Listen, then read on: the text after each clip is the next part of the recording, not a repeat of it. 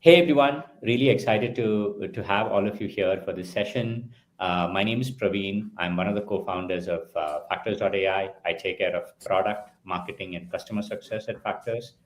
Today, I'm really excited to host this session with two key partners of Factors. One is Jessica from LinkedIn, and Hi, then everyone. and from Zemble. Sorry, Jessica, you were saying something. Should I? Oh, it's just great to be here with you, Praveen, and excited to share our insights about ABM effectiveness with the audience. Yeah. And for everyone's introduction, Jessica is a senior manager, partner marketing at LinkedIn, looking at the measurement suite of solutions. And Sunny is a head of digital marketing and content at Zemble. Uh, to get started, so today we'll be covering the following topics, which is what are the common ABM measurement gaps? Why are ABM solutions not kind of translating into pipeline and revenue in many cases? How can you actually solve for that as well? We will be covering how LinkedIn's conversions API integration helps you close the loop between real world outcomes and your campaign optimization on the LinkedIn Campaign Manager. We will also cover the company intelligence API from LinkedIn, which is one of the newest features that they've released, which essentially gives you a lot more visibility into which companies are engaging with your organic and paid content on LinkedIn, essentially helping you refining your targeting and, more importantly, also measure the impact of all of your efforts on LinkedIn to downstream metrics all the way from awareness to pipeline and revenue. Further, I'll be handing it over to Zani to talk about Semble and how they are using factors and the company intelligence CAPI integrations to drive business outcomes over the last 1 year. To the end, we will end with a Q&A session, and Jessica and I would be happy to kind of get back to you on any of the questions that you have. So that is the agenda for today. Jessica, over to you to just talk Yeah, about the union. let's get into it. So, to start us off with some statistics to just ground ourselves and understand how the market's moving and how things are shaking out with B2B marketing. The first stat I'll land with you all is that as marketers, we all share a common goal of making sure the work we do actually moves the needle for our business. That, by and large, that's what our job is all about. ROI, it's not just a buzzword, it's the expectation. And frankly, that expectation is only getting more important. In fact, nearly 80% of B2B CMOs are saying that proving ROI has become a bigger priority over the last 2 years. And this comes from research that LinkedIn conducted with YouGov on ROI research back in 2025. But in B2B, proving impact is especially challenging. You're dealing with long sales cycles that are longer than B2C, multiple touch points across channels, buying journeys that involve multiple stakeholders that makes measuring impact difficult, and the platforms are frankly not built for our B2B use case. On top of that, we're hearing from B2B buyers, and this is research that was again conducted by LinkedIn, but this time in association with Bain, on buyability. So we're hearing some growing expectations to deliver ROI, and then there's some other shifts in how the B2B journey is actually even working.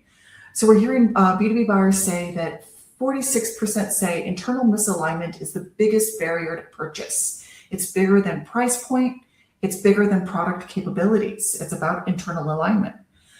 Then 70% say they can't get approval unless there's an org-wide confidence in the choice.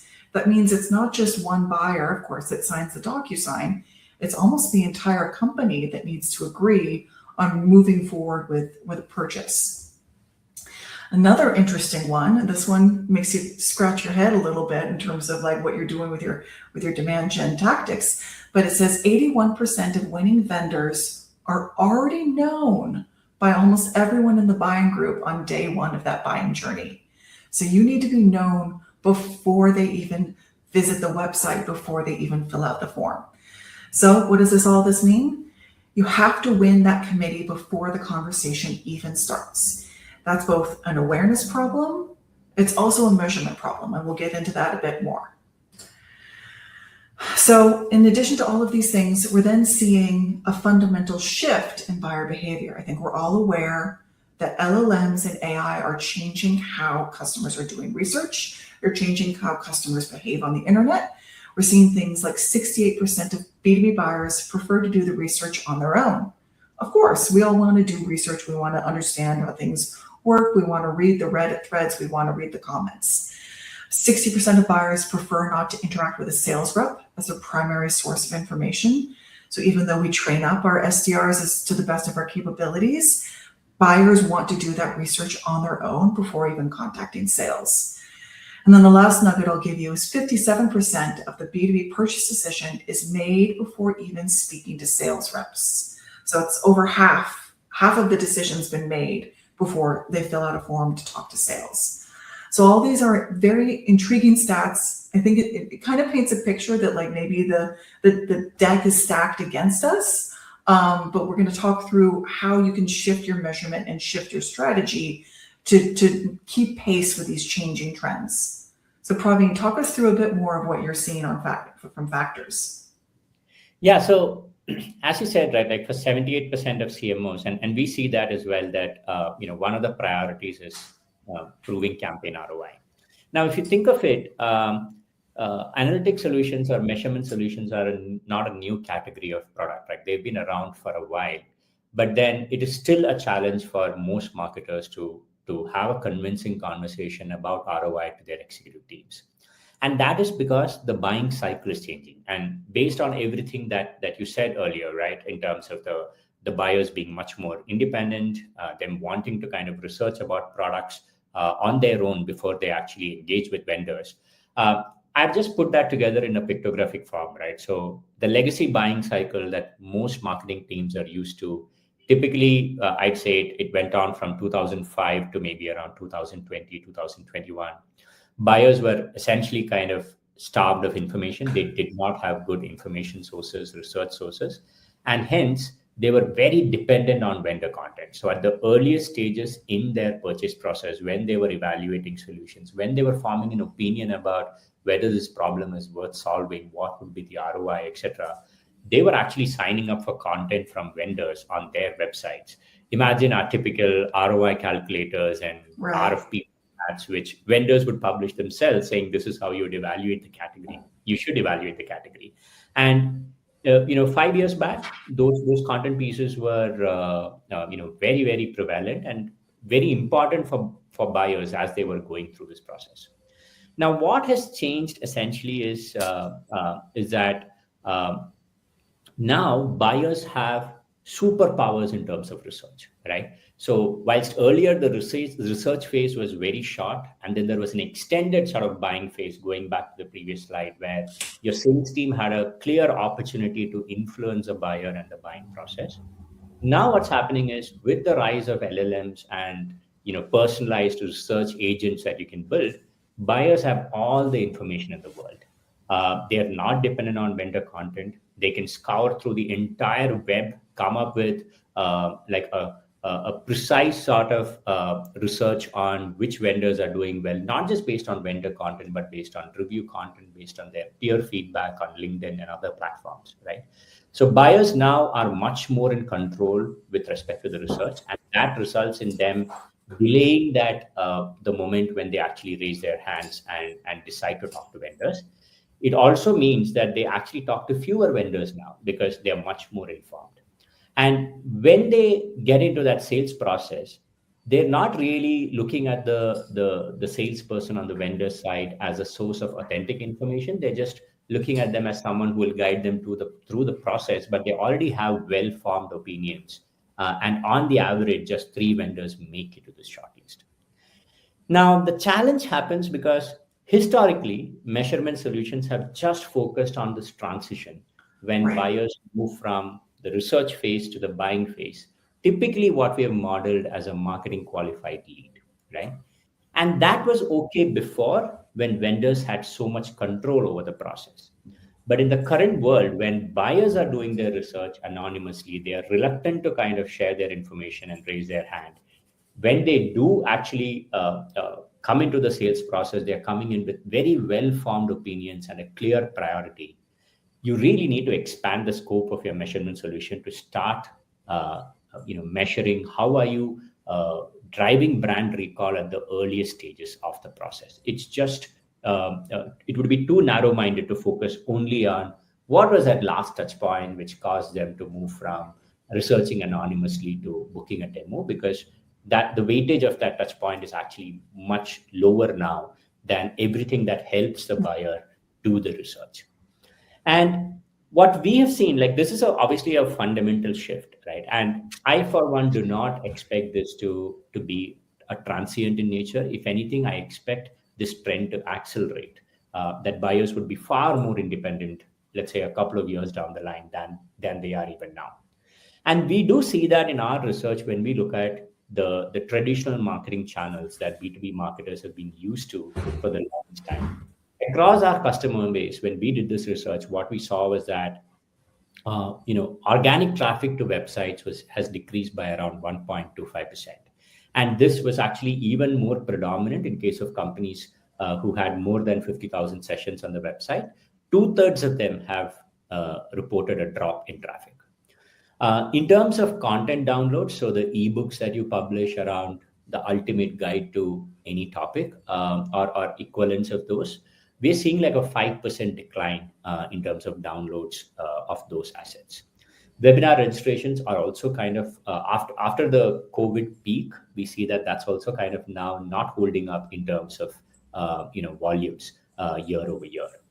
And what is also happening is that because these traditional channels, which have been what I would call workhorses for marketing teams, have been delivering results for the last like 15 years, suddenly when you see a secular sort of headwind, which is impacting all of these channels at the same time, what we see is a lot of marketers are doubling down on bottom of the funnel advertising channels like search, which is resulting in a 24% on the median increase in cost per click on search. Even then, my submission is that unless you are influencing the buyer in the research phase and engaging with them and forming that sort of driving that brand recall across the buying committee, it will be much harder for you to kind of capture that demand at the last stage, because as we discussed, buyers already have a very strong preferences and they're shortlisting even fewer vendors right now. So your odds of actually bidding on a competitor keyword and at the last minute capturing that demand or sniping that demand, it's probably going to become much harder. It might still be delivering some results for you, albeit at elevated cost right now. But over time, that is going to become much harder as buyers come up with even more ways in which they can more stringently shortlist the partners they're working with. So this is the trend that we are seeing. Jessica, what are you seeing at your side? Sure. Overall, what we just went through, to me, paints the picture of needing to do more awareness campaigns and publish more ungated content. The question then becomes, well, how do you measure it all? And I'd say historically, marketers have optimized for metrics that they can easily measure, things that easily show up in the platforms that are truly built for more of a B2C use case. Things like clicks, impressions, individual engagement, CPL, CPCs, reach, CTR, which are all the metrics that are readily accessible in the platforms that many people use. The stepping stone is understanding if you're reaching your holistic buying group in an ABM context. So by moving from measuring individual actions to measuring engagement at the company level, this is where we can begin to acknowledge the reality of B2B purchasing. What we've been talking about is that purchases are made by groups, not single leads. This step helps reach the ultimate goal of connecting marketing efforts to tangible business outcomes. That means tying activity not only to the engaged accounts, but to actual opportunities, to pipeline, and of course to revenue, which was at the very top of our conversation here. How does marketing tie themselves to ROI? So as we think about measurement going forward, vanity metrics are no longer enough. I used to joke with my boss a while back of let's not be a last click head, last click touch. It doesn't work. So account level insights, that's what brings us closer to the finish line with full alignment to revenue. And that's how we ensure our marketing is making meaningful, measurable impact on the business. So let's Yeah, talk I a mean, little bit. Oh, good. correct.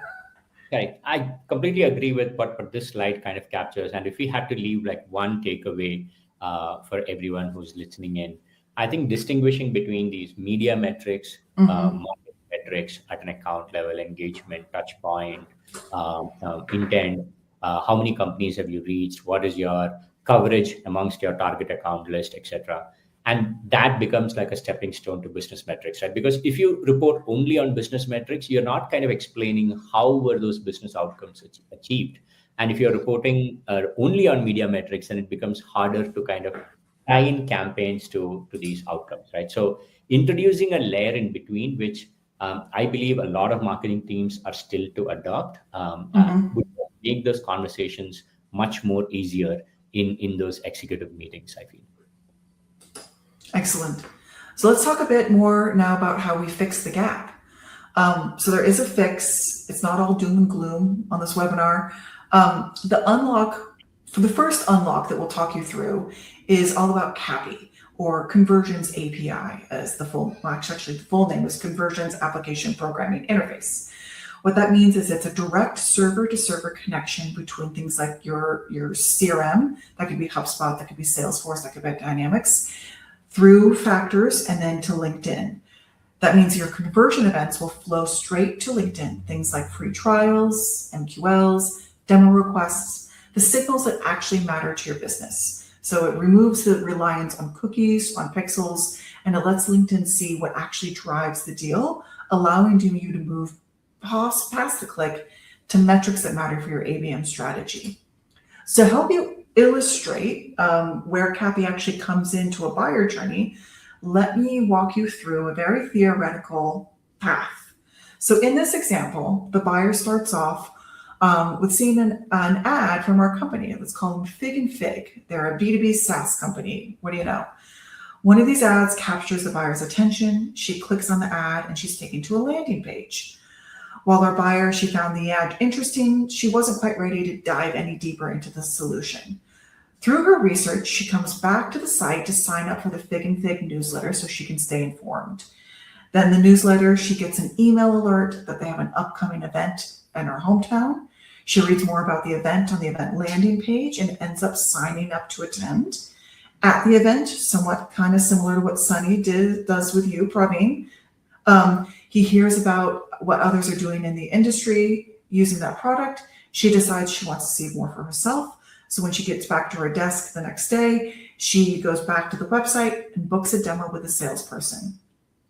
She does the call with the SDR. Great, SDR did their follow-up, learns more about the product, and she opts into a 30-day free trial that ultimately turns into purchase. So if we take a look at this journey, we have 6 key conversion events that we want to track. 3 are online, that she clicked the ad, she landed on the landing page. She clicked the email, she landed on the landing page. But 3 other of those events are completely offline conversions. Things like the event registration or showing up at the event, the demo is being booked, that's a signal inside your CRM. And then that demo, that 30-day trial, turning into revenue. Again, that's technically an offline event that would need to be piped back to LinkedIn.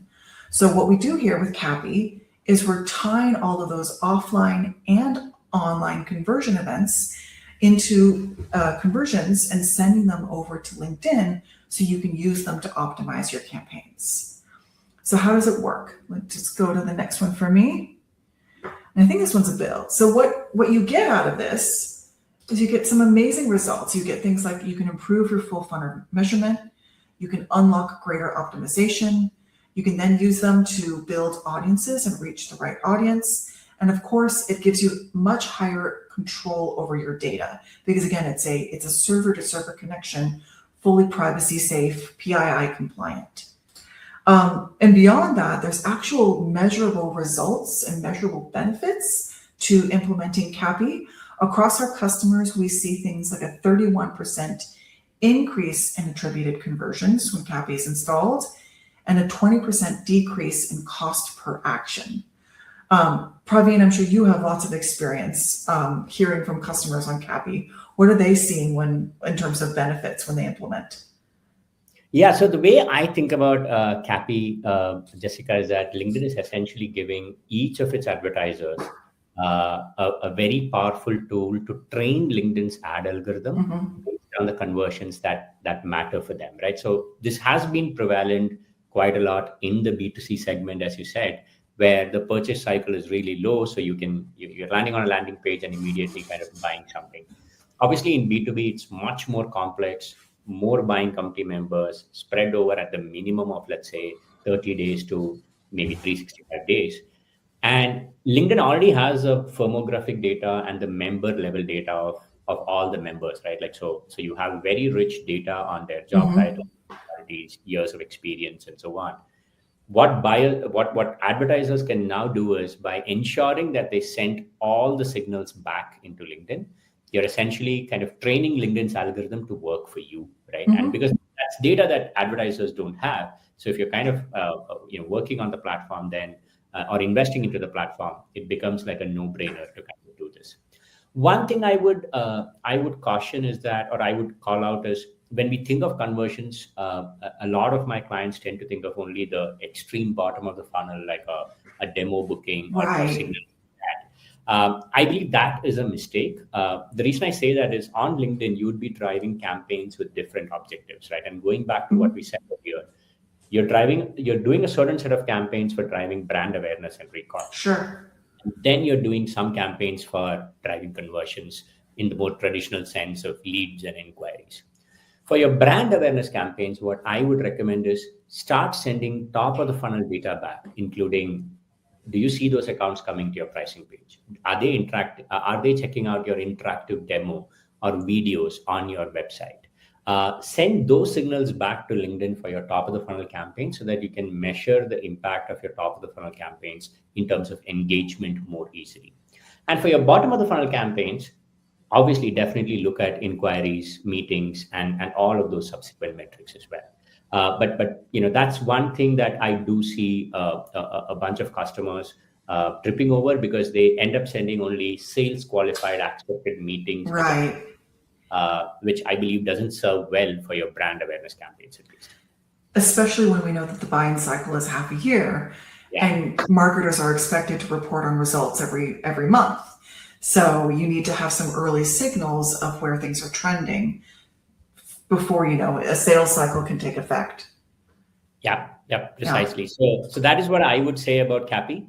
And another sort of typically when I speak to customers, what I tell them is, if you have not implemented CAPI yet, obviously it works once you have a certain critical volume of data, right? So Mm-hmm. when you implement it, maybe in 6 months, a year, the challenge you'd face is all your peer group and other advertisers who are targeting similar sort of members would have already implemented it. And that may be when you start seeing really adverse effects if you're not kind of leaning into systems like this, right? So that is something that I would again caution that start doing this early. It doesn't really significantly cost you much, and it is one of those things that can have like that can be very high leverage from a campaign ROI perspective. Yep. And in fact, in terms of cost, I think it's if you're using a partner like Factors or one of the many partners we have, predominantly it's free. It's part of the solution. Yes, Yeah. precisely. Okay. Yeah. Well, that's us talking through. We've solved the signals problem. The next area I'd love us to talk about is the buying group and how do we measure against the buying group. So once you've moved your reporting on clicks and CPMs to reporting on things like influence on MQLs and SQLs, we know that the B2B deal isn't one that's done with just one buyer. It takes a full buyer group. We're seeing research that the buyer group is now over 22 stakeholders in an average buying group. That's quite large. So then there needs to be a move to go beyond the campaign that targets just the individuals, and instead of focus on reaching and nurturing that entire buying group at the right companies. So if you go to the next one, if that poses the question, like if the B2B buying group is driven by group consensus, how does one measure group consensus? What are those metrics? What does that even look like? So let's take a look through what it means and why LinkedIn has built the company intelligence API to begin with.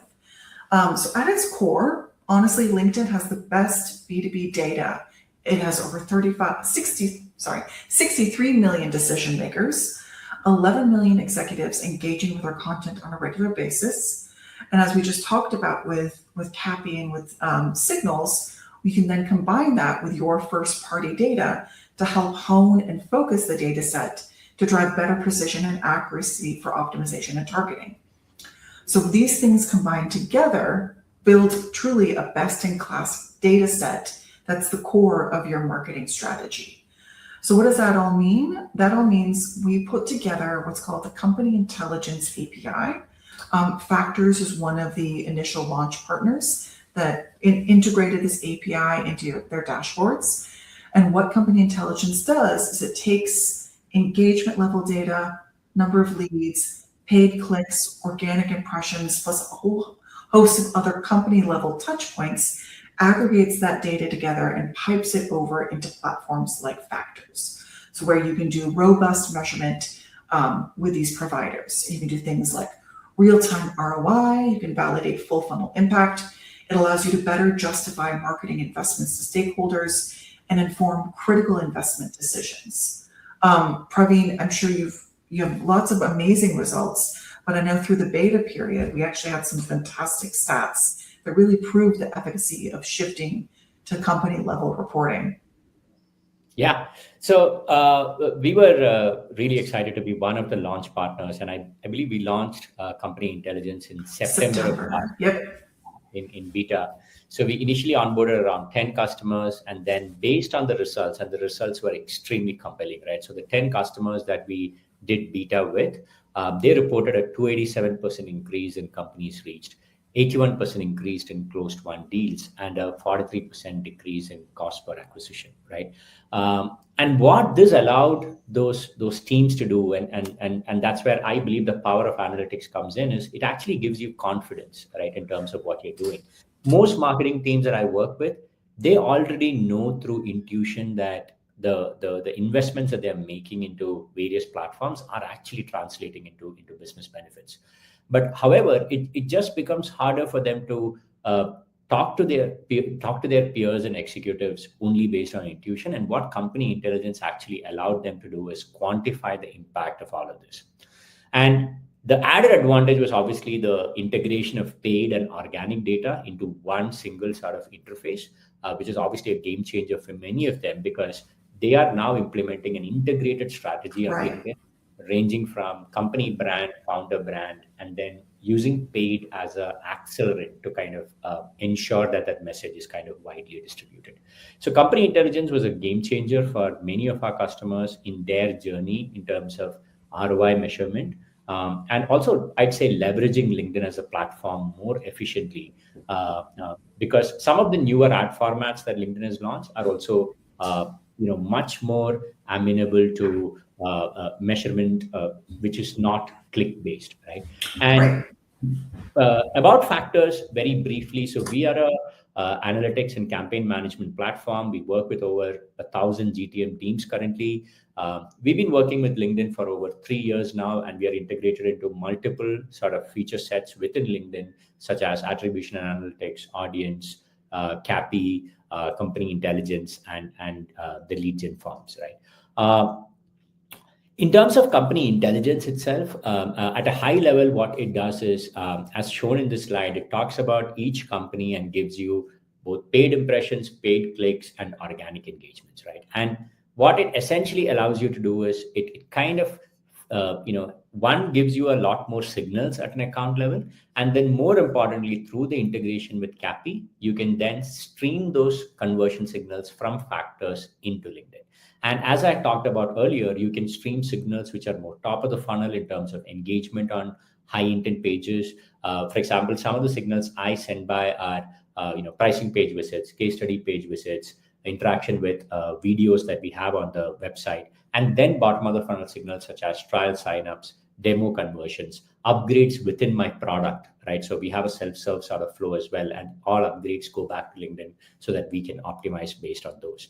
And all the way into the sales process in terms of meetings, deals, and then closed won accounts. So company intelligence, CAPI, I'd say, are two sides of the picture. So company intelligence gives you a lot more information to refine your targeting and help you optimize your campaigns.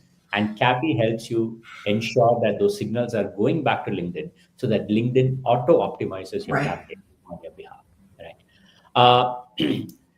In addition to this, you can also sync audiences from factors into LinkedIn, and again, the company intelligence data is also available over here. So imagine being able to build an audience which is the equivalent of give me all the companies that have seen our organic posts on LinkedIn more than 5 times in the last 90 days and have also been on our website and checked out high intent pages, and have also been reported in G2 from a buyer intent perspective. So you're able to build very, very hyper targeted campaigns, and just by virtue of refining your targeting, your campaign performance on LinkedIn improves quite a bit, right? And you pair the audience sync with sales alerts so that when these accounts are on your website and they are checking out some of your content in a timely manner, your sales team kind of reaches out and they are able to close that deal, right? So we are a full funnel sort of solution all the way from measurement, conversion optimization, audience management, and then sales alerts.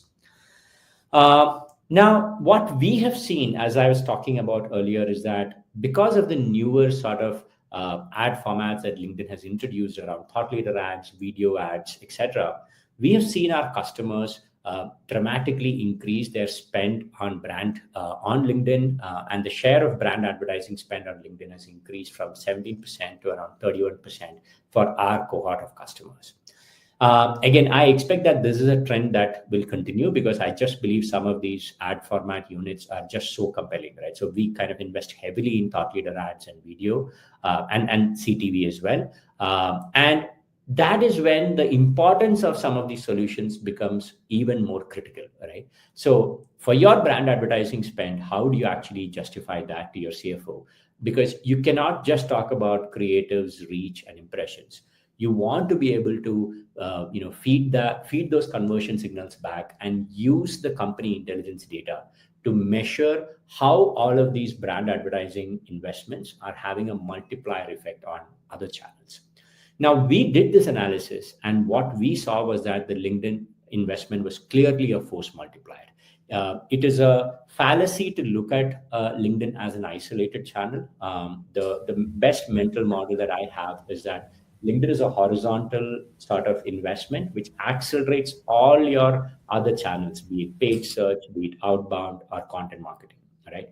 What we have seen across our customers is that when you advertise to companies on LinkedIn, they later end up searching for your brand and coming to your website. Because let's face it, nobody just wakes up one fine day and remembers your brand to search for it and come to your landing page, right?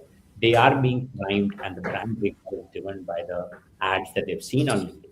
And when they do that, when they come to your landing page, they are 46% more likely to convert than an account which is not aware about you. Same thing for outbound deals, right? So from a meeting to deal conversion rate, accounts that are already aware about you on the average are 43% more likely to respond to your sales outbound efforts. And when I say more aware about you, I'm talking about they being exposed to ABM campaigns on LinkedIn. And let's look at content marketing. So you have a lot of ungated content or gated content on your website. If you compare accounts that have been part of your ABM advertising campaigns to those who are not, you would see that accounts that are already exposed to your ads are 112% more likely to actually raise their hand once they land on the website. So essentially, LinkedIn drives leverage across all your other channels. And this is a conversation which a marketing team can have with their executives and their CRO to say, how much is this worth? How much is it worth if I'm able to drive more efficiency, ranging from 46% to 112%? And that is the value of the brand advertising investment that you're doing on LinkedIn. With factors, we make it super easy for you to kind of measure all of this. So this is how, let's say, the meeting to deal conversion rate that I'd spoken about, you can do like a simple sort of lift analysis measurement on factors, where you can see accounts that on the average your conversion rate is around 15% to a deal from the time that from all the accounts that you book a meeting with. But then accounts that saw more than 100 impressions on LinkedIn, your deal creation rate is around 25%. And as I had mentioned earlier, I take care of marketing for factors as well. And to my CRO, what I typically talk about is how much is this extra 10% worth, because that is why that you're able to drive from your LinkedIn investment, right? Uh, so company intelligence hence becomes a cornerstone for all of these sort of measurements. And it becomes increasingly more important as you invest into upper funnel sort of advertising efforts on LinkedIn. So all of this can then be finally integrated into a ABM reporting dashboard in Factors, which helps you measure, as Jessica had mentioned, everything from accounts that you're reaching, accounts with high engagement, how many accounts have marketing qualified leads, so they're essentially marketing qualified accounts, and all the way to pipeline and revenue, right? So all of this becomes out of the box available from Factors, integrating company intelligence and CAPI as well. All right, and now I'm very excited to introduce Sunny, head of digital marketing and content at Zemble. Zemble was one of our earliest customers for the company intelligence API when we launched it in September. I worked very closely with Sunny to integrate the insights from company intelligence into Zemble's marketing and sales workflows and have a more integrated ABM strategy working out at Zemble. Sunny, really excited to have you here. And it's a pleasure once again to do this session with you. Thanks, Praveen, for having me here. It's been a pleasure working with Factors and the wider team as well. Jessica, nice to meet you again. So, Sunny, I thought what we could discuss was, I remember when we had first met, you were going through a really interesting sort of journey where you were going through a full company rebrand.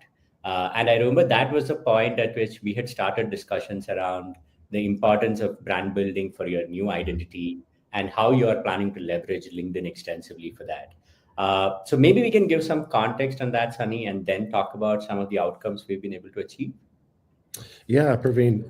So Zemble, we've been rebranded for about 3 years now. We used to be called Make It Cheaper, and the business has been around for 15 plus years. Make It Cheaper kind of said what it did on the tin. And then we wanted to have a bit more of a startup feel name, something, one word, and not all of our products were going to be cheaper that we were adding into, our product ecosystem. So we went through this whole rebrand, came up with Zemble, and part of that then is, creating awareness for the name and what it does. And so we run full funnel ABM campaigns on LinkedIn. We started with a light program on LinkedIn, focusing on a certain segment of ours that takes a bit of time to nurture, which is our commercial and industrial segment. And all those decision makers are definitely on LinkedIn. So we wanted to focus on quick service restaurants as a segment and worked with one BDR to put content in front of that audience, moving from tofu to mofu to bottom of funnel. And the only metrics we did have at that time were what we got from LinkedIn. And back in the days, we were using Clearbit, but then it got acquired by HubSpot and we couldn't use the free version anymore. So I think I was at one of the LinkedIn events and you were there, the Be to Believe, and I came across a flyer of Factors and Andrew put it in front of me as well. And I kept it on my desk for like a week. And then finally it was like, okay, I don't have access to Clearbit. I'm running this ABM Lite. I need something more greater for attribution. So we came on this journey with you guys, which has been great because it's allowed me to kind of see certain insights that I wouldn't see before, in terms of how people are moving through the funnel and the signals and everything, and within the Factors platform. So yeah, it's been about, I think, a year now, Praveen, that we've kind of implemented Factors, and we've grown our ABM program to kind of go after other segments as well right now. and we're seeing some wins, and we're seeing some good data in there that I can take to the CFO and show them like the multiple touch points on big accounts that have come through, not only just like on the last click and opting in through like a Google channel. I can actually then go back and say, you know what? No, marketing, we were in front of this account and engaging them, and look how they viewed our ads and certain touch points. And then finally they went to Google and they submitted a lead, but we didn't want Google to get that attribution. So now I can show that our activity on LinkedIn has actually influenced that account. And when they were ready, they actually opted in, and they actually even said they saw a lot of our, creative and messaging on LinkedIn, and we were in their top 3 list, which is a really good story for us, right? So we were basically on the shelf before they walked into the supermarket, which was good to know, right? So that's kind of been, No, so I think very interestingly, like the 2 things that you mentioned, which really stand out, and I hear consistently from customers as well, is, as you said, right, it's important to be in that short list before the buyer actually decides to, take that demo or speak to vendors, and that awareness can only be driven through top of the funnel, very compelling sort of creatives and messages which drive that recall. And the second thing that you said, which is about standing up a ABM program from scratch, and how it was imperative for you to start with one segment, one BDR who was interested, and then roll out the program, right? And with many of my customers as well, I typically advise them to say, yes, there is always this pressure to kind of say, let's do something like massive, full-fledged for the entire TAM of 2,000 accounts and 10 BDRs. But then it's very hard to kind of get that early success, ensure consistency in your effort, and then hence drive adoption internally within the company as well. So both of what you said really kind of resonates with what I'm observing as well across our customer base. Yeah, and I find, and also obviously with the limited budget we had at that time, so I had to, pick one segment, pick one hungry BDR to kind of demonstrate the value of it. And then, but by doing that, it's helped us to increase our budget and spend to go after different segments now. I just wanted to make sure that that budget that we did have, that we are reaching and maximizing within that QSR industry, the accounts that were on that list, and they were, getting our content. So I would always recommend, if anyone's going to start it, don't go full blown, start ABM light, find that one champion within the team and the BDR team who's hungry, and pick one segment and focus on that, get some wins, and then that will kind of create a story, a compelling story to go to the CFO and say, you know what, okay, let's increase the spend. And this becomes a BAU channel. Like, we are BAU LinkedIn. We will never switch it off. We might strategically change every quarter in terms of who we're going after and stuff. And hopefully in the next couple of months, we can get some more budget to go after some more targeted accounts, because it has been a big focus here recently now to kind of really embed ABM. And thanks, Praveen, for jumping on a call with our BDR team and taking them through, how you guys use factors. I think that gave them a really good insight.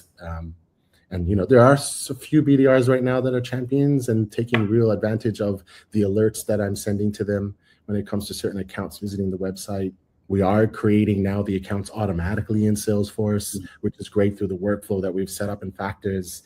And then I also have an AI agent doing some research and stuff, and enriching that account even further, and then assigning it to a BDR, and they're reaching out now as well. So hopefully we'll get some wins off of that. So now we've taken that next step and actually pulling in some of the data from Factors into Salesforce, which is great. Yeah. And Sunny, I think, as you said, we started our journey almost a year back. And I think almost exactly at halfway mark is when the company intelligence launch happened. And you were one of our early sort of pilot customers, I think amongst the first 10 customers that we enabled it for. And what I recall was that from a purely measurement perspective, company intelligence unlocked a lot for us, purely in terms of scale of data and visibility, right? And some of the numbers are here on the screen for us to see. I think we saw almost 3.2x increase in revenue influenced by LinkedIn, almost 0.4x increase in reach, and 100% increase in MQLs, largely because on this new infrastructure, LinkedIn was for the first time giving us a lot more access to data, both paid and organic. And I remember clearly that you were investing into a very robust organic strategy as well. Oh yeah.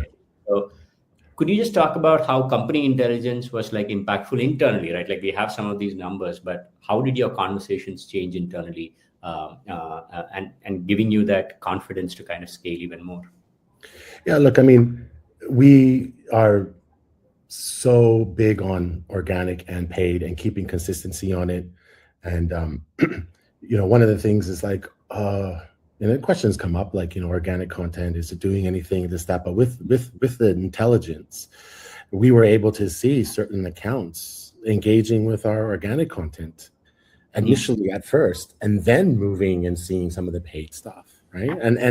And I can pull out accounts and names and put them in front of stakeholders internally, and they are now customers of ours. And the story to say, look, organic has actually driven this, or it has influenced it, plus with our paid, it's such a bigger story to kind of tell.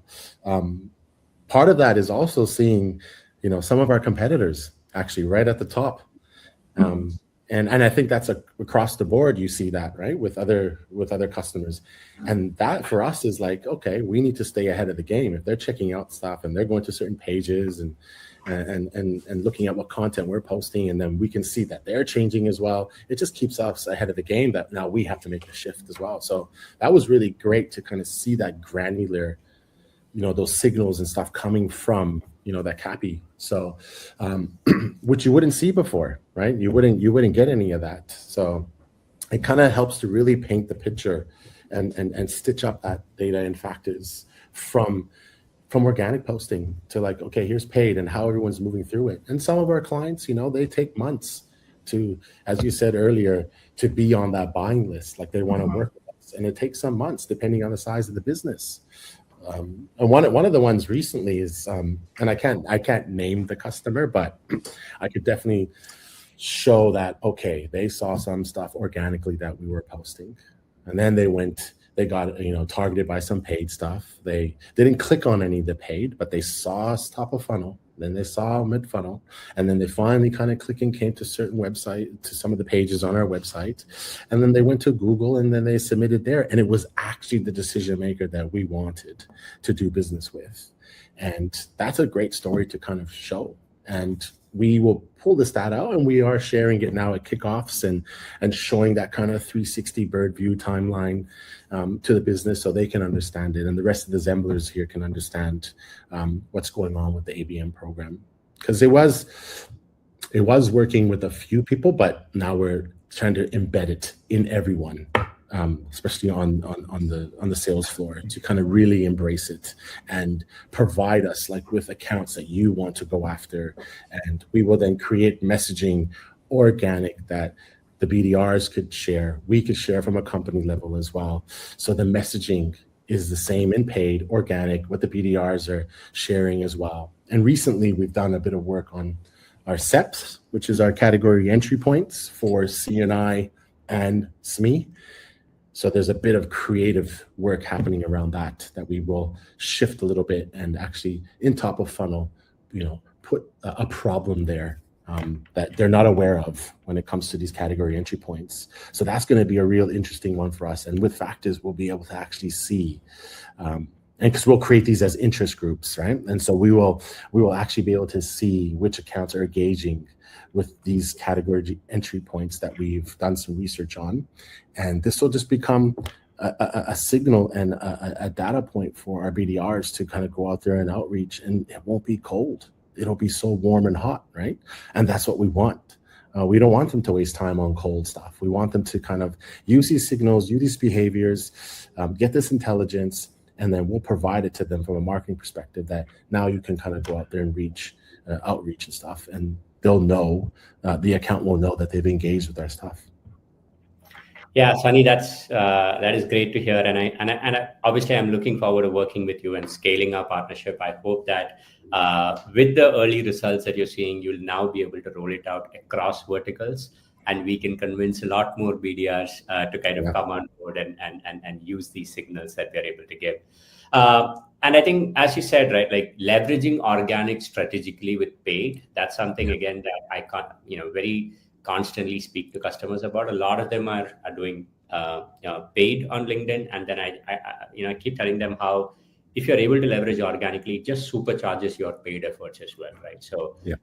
it's not an either or; they just kind of have like a multiplier effect on each other. Yeah. So Yeah. yeah, 100%, definitely. yeah, and even organic content, you have to kind of create it. It is a certain investment, so there is a chicken and egg problem there. So unless you are able to kind of show the ROI, how do you invest further and improve your Yeah. presence? Right? So Yeah, no, definitely. Well, a lot of the content that we're doing now, we're producing that it can just show up and have visibility across certain LLMs because a lot of research is happening there right now. And I'm not even worried about the click.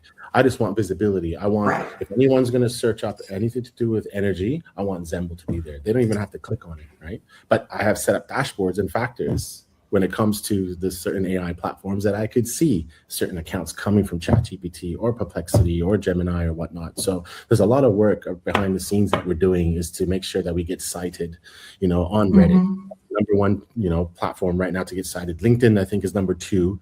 So we're changing our game and using these data and signals to kind of refine our strategy and make sure that we show up in these places where research is happening. Got it. Thanks, Honey. Thanks again for taking the time out. Really appreciate it. And I look forward to meeting you in Sydney when I'm there next. Thank you Yes, so you much too. for sharing your story. Thank you very much for having me. All right. So just to conclude the session today, so I wanted to leave everyone with 4 key takeaways based on what we are seeing across our customer base, right? Firstly, a lot of the traditional channels that marketers have been betting on, including organic content, gated assets, we see that they are under significant stress. Right. And that means that you really now have to kind of be creative about how you're spreading the word, right? How are you driving awareness amongst your target accounts so that whilst they are in the research phase, you are in the shortlist. And when they decide to kind of do demos, they actually include you in that process. Now, LinkedIn obviously is the ideal platform for you to do this in a B2B context because of its rich member level data and its very, very wide reach.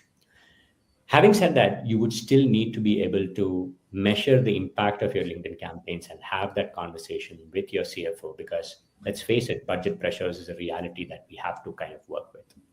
So connecting your LinkedIn campaigns to pipeline and revenue and not just focusing on media metrics becomes extremely critical. Implementing conversions API to feed CRM conversion signals back into LinkedIn is one of the easiest ways in which you can make the platform work harder for you, right? And ensure to send both top of the funnel conversion signals in terms of high intent page views to bottom of the funnel conversion signals, trials, demos, meetings, and deals, and ensure that each of your campaigns have these signals being fed in and they are able to kind of auto optimize. The company intelligence API, that would be a major unlock in terms of elevating your measurement strategy. And it essentially adds that second layer that Jessica talked about, which is your marketing metrics around target account reach, company engagement, on target percentage, how many of those accounts have moved from one stage to the other. All of those business metrics, which help you connect your media investment to business outcomes, that is what company intelligence unlocks for you. And finally, build an attribution measurement framework that helps you measure the platform more completely and measure your ROI from LinkedIn more completely across both top of the funnel brand investments as well as bottom of the funnel lead gen investments. And that is what will help you turn your LinkedIn investment into measurable, predictable pipeline and also give you the confidence to focus on scaling your campaigns and not just kind of trying to figure out how to justify each of the campaigns that you're running in every weekly meeting, right? So I would strongly recommend that some of at least a few of these initiatives you should if you can start implementing. I believe that would be a game changer for you from your LinkedIn ad strategy perspective. As always, we are available for any questions that you might have. Both Jessica and I are reachable on LinkedIn. If you were to kind of write to us, we'd be happy to kind of get back to you with more specific sort of answers to questions you may have. Jessica, thanks a lot for doing this session today, and Sunny as well. Really appreciate it. So all three of us are available for you to connect with and reach out with any of your questions. Thanks a lot. Thank you, Praveen. Thank you, Sunny.